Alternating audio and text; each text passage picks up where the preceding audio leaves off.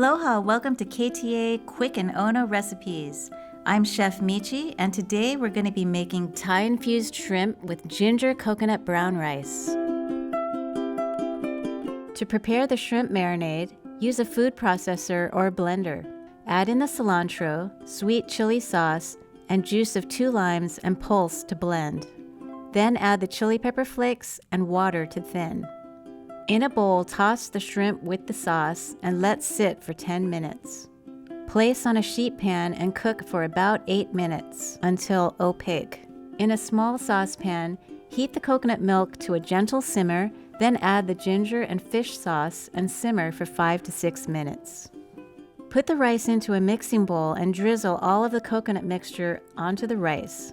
Sprinkle on the lime zest, then gently fold in the sauce and zest until thoroughly mixed, being careful not to overmix.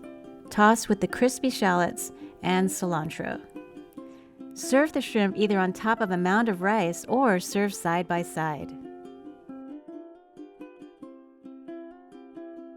For this recipe and more, visit ktasuperstores.com/recipes.